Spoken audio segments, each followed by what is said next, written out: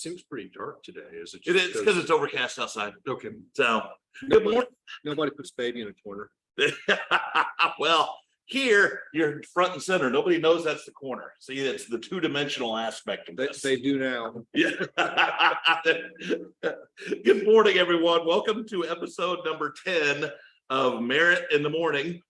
I am one of your hosts, Brad Klopfenstein. I'm Jim Merritt. That's Jim Merritt. Today, our special guest from the IndyStar, originally from Mississippi and then Ohio and now Central Indiana, Gregg Doyle. Good morning. Good morning. How are you, sir? Good. Thanks for having me on. You're welcome. Thank you, both of you. Welcome to beautiful Fort Harrison here And where are we? in the heart of Lawrence. We are at Cafe Audrey's in beautiful Fort Harrison. And it smells so good in here. You walk in here and you smell breakfast. And they told me we're going to eat afterwards. And I'm like, are we sure we can't eat now? I even asked Jim, like, can you put the order in so it's ready? I want to eat. We've done it before, and our viewers said it's very distracting when you guys are eating breakfast and trying to talk to us. So, No offense, but we pushed it back. It's not about you. Ladies and gentlemen, this is why we had Gregg on today. Yeah. He's the man. And our slogan is work hard and be nice. We all know that from previous episodes, but what's our sponsor today? Alpsbrow beer. Ask for it by name. Get it at fine local retailers like Total Wine and More, and let's see where the VFW at Fort Harrison, Fort Bend Pub, Denver's Pizza and Brews in Fortville, among Where's others. Cafe Audrey open? Cafe Audrey is open for breakfast and lunch 7 days a week, dinner Wednesdays through Saturdays. Be here. And if you're watching us live on Thursday, today is the day to be in Lawrence. It is Farmers Market Day right behind the Starrett Center, which is now the home to Heartland Film Festival. And that is about 200 yards that way from here. We have a 5K. What time is the farmers Market 4 to 7. 4 to 7. We have a 5K, the Run 317, which interestingly starts and stops at Triton Brewery. So Do you know a 5K is just about 3.17? it is. Has anyone ever done that? Has you ever like figured out it's 3.1, but is it 3.17? I probably is, which Somebody would go into, which was probably why they call it that. You know, It's another reason why you guys have me on, because I'm good at weird numbers like that. Now I ran cross country in high school. You wouldn't know it by looking at me now, but I always knew it was just over 3 miles, and I knew if I tried really hard, I could get this over with in about 20 minutes. So, See, that's the thing about running that I don't understand why people do it. And same thing with riding is that a lot of riders sit down and they want to be done. Like their whole goal when they start writing their stories, I can't wait to be done. And a lot of runners, they start running and their whole goal is to be done. Then find something else to do. Find another way to exercise. Like I exercise boxing and all that, and I want it to keep going forever. My stories, I actually thought about this and came to this great realization 3 weeks ago, maybe. My stories are as long as they are because I don't want to stop. I'm having such a good time. Like that is my pleasure time when I'm not walking my dog. Writing my stories when I'm loving life, and I still want to be done. Well, I think you're right. I was a cross country runner in high school and ran for my fraternity in college, and it was all about competition. It wasn't anything about being done. It was about winning. Yeah. And that's why I ran. I couldn't go out and run right now With nothing to run with for. nothing to run for. Yeah. And I'm writing a book right now, and I'm loving right now the research of it. And I really enjoy the story and writing the story right now. And so you know, I was really pleased when you agreed to be on, Gregg. And one of the reasons why Gregg Doyle is such an outstanding columnist is because his stories are on the sports page, but they're also about culture, they're about life, they're about different interesting niches of life. And Gregg, how do you develop your stories? And it seems like you put everything into your story. And I always enjoy it when you tweet about a story that's coming, what is it, column coming, or Hashtag column coming. Yes, yeah. And Somehow I seem to have created that. I didn't make some money off that, but then again, who's going to pay me? Nobody. So it's free. And the thing is, you know, I can almost imagine you just tapping away at your computer because you're so excited about the game or the event or that person you want to write about. Tell our audience a little bit about how you develop your stories and where they come from, and just your way of writing. Most of my ideas, the obvious games and features on this athlete or that athlete, Darius, Shaq Leonard, whatever, those are just obvious, and you follow sports, so you write about it. But the ones that I have that are special to me, like there's a story online right now about Kitchell, Indiana. It'll be in the print Sunday. Story a couple days ago about the Chuck Taylor exhibit downtown. Stories like that are about a person, place, or thing that maybe people don't know about too much. Generally, those come from readers. Readers will email me and say, hey, I read what you wrote about, like, I'm going to get an email next week. It'll say, hey, I read what you wrote about Kitchell. Maybe you'll be interested in what happened with my granddad's story, and those like emails that start that way. I read what you wrote about so-and-so. Maybe you'd like this. The answer is almost always, yes, I do. The question is, will it grab me? And this is what I tell readers all the time who email me story ideas. And I say, that's a great story. I'm so happy for your grandmother. I can't believe she lived that life. That's awesome. But I'm sorry, it's not grabbing me the way I need to be grabbed to go out and write this. Because I need to, as you were saying, you can see me sitting behind my computers doing this. Once I get a story idea, I got to go. Like I can't think I'm going to write that story in 2 weeks.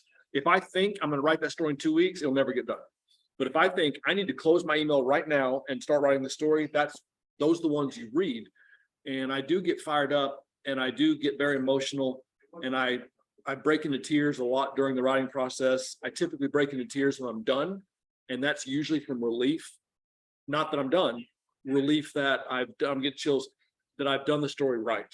Like, because I start these stories, I tell these people when they're alive, I write about a lot of folks that aren't alive, but I tell these folks that this story is, you're going to love this story, or I failed. Because a lot of these people they've never been written about before. Like I was in Kitchell talking to a guy that graduated in 1950 and his daughter, and they've never been written about ever. And they're kind of wondering, what are you doing? And I told them, if you don't love the story, I failed. Like, you're my audience. And if you love it, everybody else is going to fall into place too.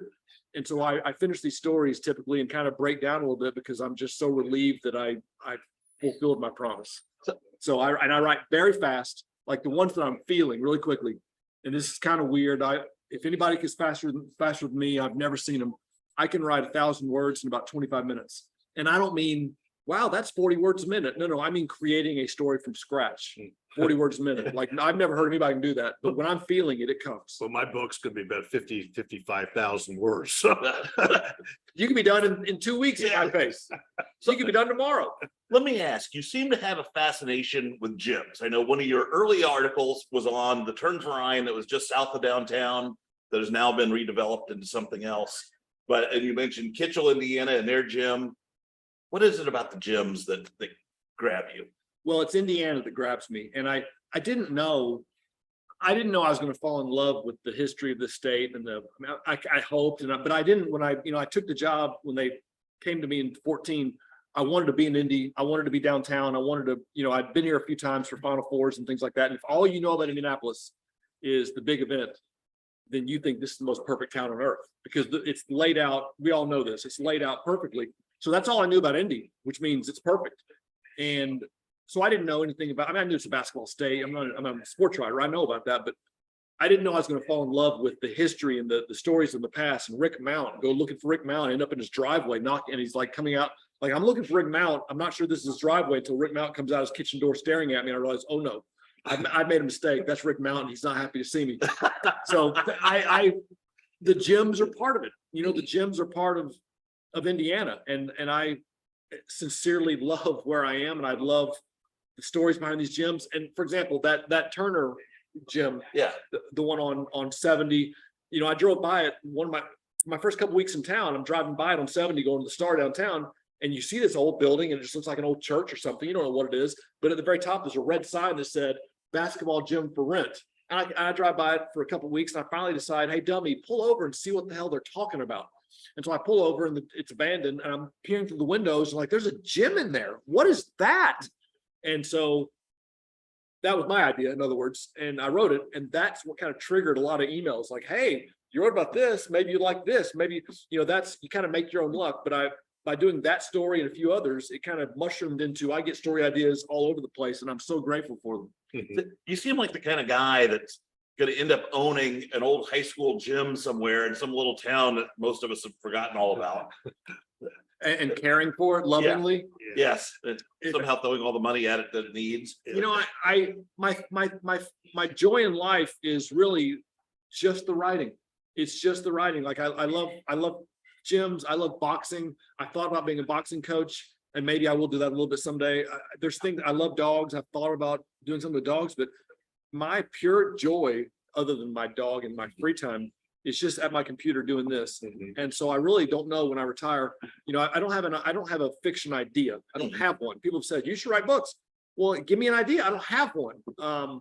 Maybe when I stop writing and my brain can just relax, maybe then I'll have an idea, because I need to be writing until I die. The question is what? Now, you have an editor, you have somebody that's in charge of you. Yeah. What May they, God rest their soul. Yeah. Yeah. But you've got such a, I would call it passion, Klopp, that you write about anything you want to write about. But when you get an assignment and you don't have that passion, is it really difficult to write? I don't get I don't do them. My bosses, and they know, they'll ask me. Now keep in mind, I don't need to be assigned a Colts game. I don't need to be assigned IU versus Purdue. I don't need to be assigned Butler season opener. Like, there's certain things you do. You do because you have to, and you have to, and you want to, so you do. Because your readers want And you're a fan. And I'm a fan, and I know if readers really want to read about it, that fires me up. So I don't need to be assigned the obvious ones. But for case in point, just yesterday, I got an email from one of my bosses saying the Big Ten football media days, like the preseason, they have all 12 or 14 coaches or 16, how many, 19 coaches. They all come to town and they do an interview. They take the time on the podium, and for about 3 days, Big Ten football will be a big story in late July. That's just how it happens every year. I've never gone. And they ask me every year, do you want to go? They asked me yesterday, hey, do you want to go? It looks like IU and Purdue are speaking on the same day. Like, no, I don't want to go. It doesn't grab me. I don't care. And if I don't care, and it's not, and like, if there's a game, I can get into the game. But it's just people talking. If I don't care about it, I'm sure I could fake it and write a story that would be decent, but I'm not even going to try. I'm not going to be happy. And when there is an event that you're interested in, and one of the beat writers is writing about it, how do you separate out what the beat writer is going to write about and what you're going to write about? Is there any kind of meeting of the minds? Or a little bit? That's a great question. And when I first got here, and for about 4 years covering the Colts and IU, there would always be other people with me, and we would hash it out. And at first, being the new guy, I didn't want to take the biggest story. Hey, Andrew Luck just threw for 350. But you guys, you grind, and you guys can have that, and I'd go write something else. And then it dawned on me over time, with people telling me, is that, readers, and this feels weird to say this, but readers want to know what you think about the biggest story. So give them that. So, okay. That's exactly right. That's what I want to read. So it makes me happy. So then it became a meeting of the minds. Okay, Greg, you're going to do this, and they're going to do that. And then about 4 or 5 years ago, we all decided, one of my boss said it to me actually. And now once he said it, like, yeah, you're right. He said, you guys can both write the same topic, because I'm going to do it differently. That you're going to, not better, not worse, just I see the world this way and everybody else sees it that way. And so he can write about Andrew Luck going for 350. I can write about throwing for 350, but my story is going to have some kid in the crowd. My story is going to have Andrew Luck at his locker. My story is going to have, some trip I took to Mississippi when I was 19 years old. My story is going to go all over the place. And oh, by the way, Andrew Luck threw for 350. You can keep going. You were watching Merritt in the morning. I'm sorry, I've messed up our screens. So we'll get back. We're still going live. Greg, what do you have a favorite sport? Yes, and I don't write about it. UFC. So if you're asking professionally to write about, my favorite sport to write about is basketball, college, or high school. I love to go to a high school game, know who I'm writing about, and sit with that kid's parents. and watch the game with his mom or dad. You've done that a Both. lot, and I Done that. enjoy that man on the It's- street. It's amazing to watch a great player with his parents and just to see their reaction when their great player's son or daughter does something amazing. I remember writing about this girl from Lebanon, Kristen Spolyar. Yeah, I know her dad. You know her dad? Uh-huh. Yeah, I went to a game. She was scoring 30 a game or something, and I told him I was coming. And so I'm at the game, and I see him where I meet him for the game, and we're sitting apart from each other. And Kristen did something crazy. I remember she did a catch and shoot 3-pointer, and it was like hot potato. The ball's in her hand and it's gone, and it goes in. And I look over at her dad, and her dad's looking back at me, and he's just smiling like, "That's why you're here." Like, yeah, that's why I'm here. So anyway, I love basketball, and the reason I love basketball the most, even though readers want more Colts, but I love basketball because I can see their faces, and I can, the insights I can try to have about what I'm watching. Like on football, it really doesn't matter if I'm at the game or not. I'm gonna write this. I can write a just fine story off TV because that's how far away you are in the press box. Mhm. It doesn't matter. Mhm. Basketball, I'm right there. I'm watching faces. Mhm. My favorite sport though is UFC. I watch UFC. That's the only sport I watch for fun. I don't watch sports for fun. I watch UFC. Now, the Rick Mount, that, the column, the idea behind Rick Mount and he's not a recluse, he's not a recluse, but no one really knows very much about him. And in my opinion, your article kind of led him to kind of cracking open a little bit and going to Purdue and getting honored. And that must have been a thrill for you, number one, but two, that the floodgates open. I mean, that's something that you're noted for, is the Rick Mount column. And the thing is, there's dominoes fall. So that all started with Steph Curry having a great NBA finals or whatever back in maybe 15. And I wrote that he's a great, and there was the talk, is he the greatest shooter of all time? Of course, the numbers say he is, and only a fool would say absolutely not.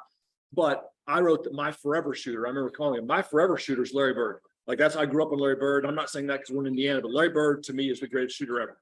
I don't care what the numbers are. He's the best ever. And that, of course, triggered a floodgate of emails. Oh, yeah. What about, and Rick Mount was the name. And I'd read about Rick Mount my whole life, mainly because I read about Kareem, Elvin Hayes, and there's always this Rick Mount, this blonde shooter at Purdue that I'd read about and didn't know much about. He didn't have much of a career, at least not a famous career in pro basketball. So I didn't know much about Rick Mount. I come here and everybody's telling me about Rick Mount. So I'm like, I'm going to go finally do the Rick Mount story. And it was fun to look for him, find him, because he's hard to find.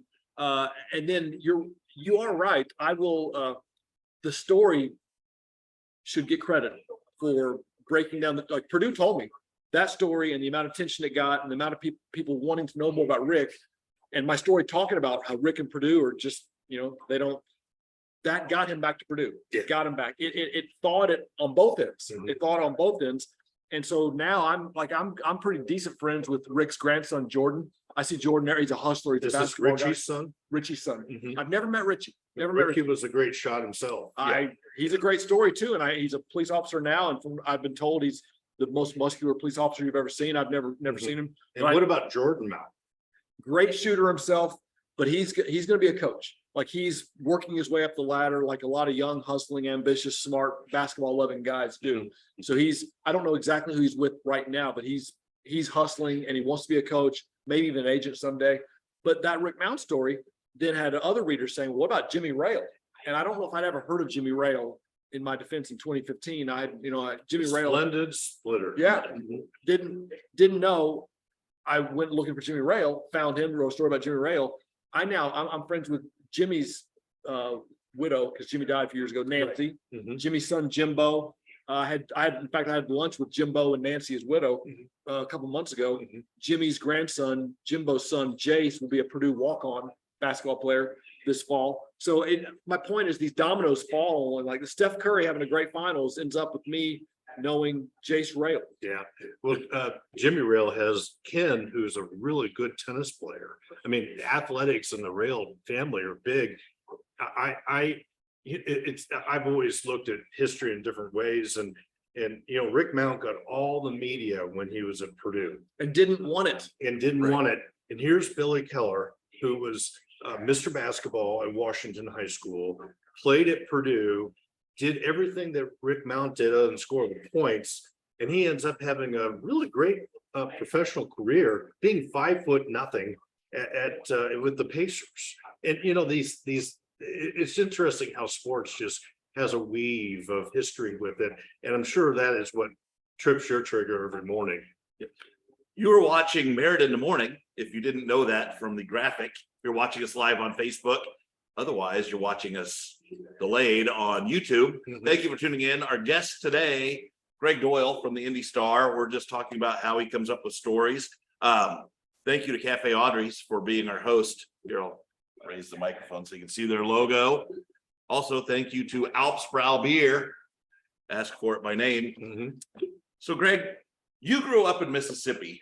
How did a young Mississippi boy decide he had an aptitude for writing and an interest in sports and work his way to Indianapolis? I'll answer it real quick. I wrote about Billy Keller about 6 years ago. My goal is, and it's kind of, I figured this out about a few years ago, is that if something happens in Indiana with history, I hate to say it, but if somebody important dies or they get honored, or like Rick Mountain comes back to Purdue, if something like that happens, I better have written about that person already. I want to say, hey, look, everybody, Billy Keller is doing this. And oh, by the way, I wrote about him 5 years ago. Like, if you're that important, I need to have written about you before whatever important thing happens later in your life. So, and I've got a pretty good track record of that. Because I'm going down all these rabbit holes and looking up the history of Indiana, and I'm writing about all these famous folks. And anyways, I enjoy, like, okay, good job, well done, because I found that guy before this happened. And I like Jackie Wilson from down near Evansville, went to Jackie Young. I do have names a lot. Jackie Young, high school player from Evansville, or in that area. She played against Kristen Spolyar in a game. I went to watch the game. I wrote about Jackie Young as a high school senior and said, I'm watching a WNBA player. I've never written this about a girls player before, but I'm watching a pro and she's good and blah, blah, blah. She goes to Notre Dame. She was the #1 overall pick of the Las Vegas Aces about 4 years ago. So I'd written about her in high school. So that made me happy. But I learned to read by reading the newspaper. My dad taught me. Yeah, we grew up differently. But my dad, we were in actually Norman, Oklahoma at that time. I've lived in 11 states. So we were in Norman. My dad's an OU grad, and I wanted to know about the Sooners football team. And he taught me to read the sports page. And I'm in Mississippi, loving sports too, but I get to Wisconsin in 9th grade. New Glarus, Wisconsin, outside Madison. For 1 year, my dad was a lawyer and an attorney and a professor, but he wanted to get his doctorate in law. So he went to UW Madison. My 9th grade English teacher said, and I played all the sports you can play. She goes, you love sports. You're a pretty good writer. Have you thought about being a sports writer? And until that moment, I was a 9th grader. I probably thought I was going to be a fireman or something, a vet, whatever kids think. And most of them don't. But when she said, have you thought about being a sports writer? I mean, that was the moment. Like I am now. Yeah, well, you live quite a life because it's always changing. And I've been I think those that read IndyStar on the website or in the paper edition are always waiting for your column, for your story. And I like calling them stories because that's what you write, is a story. And I'm always curious of how you're going to develop the idea. And has your editor, has your boss ever said no? Yeah, once. Once. I ask a good question. Actually, yeah, you did. Actually, twice. The first time is, and I've written about mental health and my own battles. Too hard a word. There are people out there battling it. I just, whatever. I've skirmish. I've written about my skirmishes with it, and I had a skirmish in 2015, and it was triggered by a lot of things, but I took some prednisone and I took too much. Legally I was prescribed it, but prednisone prednisone is either the best thing ever or it's awful. Kind of like opioids. Prednisone, I had terrible reaction on prednisone. I tried to write about it, the way I was behaving, and they wouldn't let me run that. But they said, you can't, this will follow you forever. Don't tell people, you don't have to be that honest about yourself. And so they wouldn't run it. Okay. But then the next time, and the last time they refused to run something of mine was when Donald Trump picked Mike Pence. I wrote 1,000 words about what I think about Mike Pence now. Mhm. You put God first, and that's who you're running with. That's who you are. They said, if you're going to lose this entire state, don't lose them over a non-sports story. But so I was a little bit pleased when, and I realized I know who your audience is, I guess, but You'd be surprised. okay. I was a little bit pleased in a way when I'm at that Colts 49ers game in 16 or 17 and people are kneeling and Mike Pence is there and he gets up and walks out. It let me write what I think about him. And that story, that won some awards because I was feeling it. And let's be honest, I was right. Yeah. And I was feeling it, I was right. And it just, that story was brewing for 2 years, unknowing in my head, but That was Anyway. the opportunity where it all came together. Well, I'm really glad that the Star gives you the freedom to write what you want to write. And as I want to say this real quick, I know who we are. I know what we do. I know what people think about us and people aren't wrong. I wish I have told my bosses, we need to have more conservative voices. I've asked, and they've said, we're looking for them. It's, I've actually said, I would like to do a left, right, and I'll be the left. And I've named a guy, he's written for us before, right? I should name you. We could take on the same issue from the left and the right. And because we need to be balanced. Yeah. I think what I think, and I'm not ashamed of what I think, but I'm also aware that half of Indiana or more doesn't really think what I think, and okay, then let's give everybody something to read and think about. So I sit here ripping Pence, and I know some people don't like that, but I'll go to my grave knowing I'm not wrong about this. You can be wrong about some things. I'm not wrong about that. well, it's nice that we've got a show today that we have somebody who is from the left. We have a libertarian and a Republican. So we're covering the landscape today, Klopp. Well, and that's one thing I like about this show. You can have disagreements and not see eye to eye and still be friends and having And good, not to be robust disagreeable. Exactly. You know what, real quick about this. So I got my dog Cap and I was living in Greenwood before I came up here a few months ago. And I would take Cap for walks through the neighborhoods near my apartment. And it was very clear what this neighborhood was. It was very clear who lived here and, there's signs in their yards and all that. And to be blunt, these people are not my people. But individual people, like that's the forest. This is not my forest. But individual trees, people would come out and they'd say hi to me. And they say, and I'm getting chilled, and they say hi to Cap, and we talk for a minute about dogs or about the weather or about whatever. And I'd always walk away so happy that I spoke with, and not as the sports writer, like they don't know who I am, and it doesn't matter. It's just like you're a person, I'm a person. You don't even know what I think. I think I know what you think, but at this exact moment, we're just human beings, and this is very nice. Right. And so I really like odds are they knew your dog's name and not yours. My dog is more. Yeah. I walk at Holiday Park every day, and people ask me, this happened twice. Hey, well, we'll be talking. They'll say, "What's your dog's name?" And I'll say Cap, and they'll say, "Oh, are you Gregg Doyle?" Yeah, they know. They know Cap. Yeah. This has been a great show. I love it. Yeah. I love it. We're going to buy him breakfast. Is it time to eat? It's It time to is. eat. Yes, we are getting there. So yes, so thank you again to Cafe Audrey's. We're so lucky that you hear the door close, you hear people in the background. This is exactly what kind of culture that we want for the show. That it's in a diner. It could be in Iowa. It could be in Indiana. I love it about every show. Somebody we know walks through the door. And we Yeah, have the opportunity to say yeah, hi. yeah. And yes, One day we brought somebody over to say hello. The lady, Tammy, who owns the place, came over. We interviewed her. This is really just a 30 to 45 minutes of just having a conversation. And Greg, I'm so happy that you joined us today. And Klopp, last words.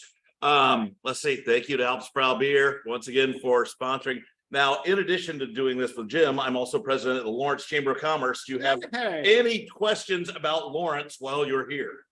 No, but I drove by Lawrence Central and I wrote about a kid named Emmanuel, and 5 years ago he had multiple sclerosis or cystic fibrosis. I forget. He died a few years ago.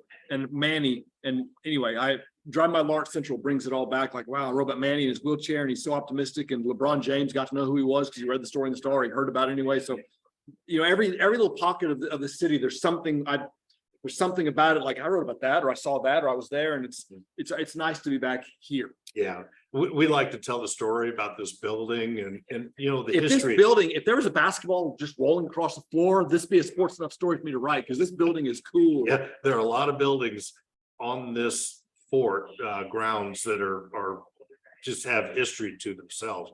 But you've been watching Merritt in the Morning with your hosts, Jim Merritt. and Brad Klopfenstein. Our guest today has been Gregg Doyle from the IndyStar. Greg, thank you. I know you're hungry. We're going to have breakfast now. So thank you all for watching. This will be up on YouTube later today. And we try to do this every other Thursday. So we'll see you in a Yeah. couple of weeks. Yeah, so there's about a 50-50 shot. If you come to Cafe Audrey's for breakfast on a Thursday, you'll see us. Yeah, and you'll get on. Yeah, exactly. Everybody, remember, work hard and be nice. Have a great week.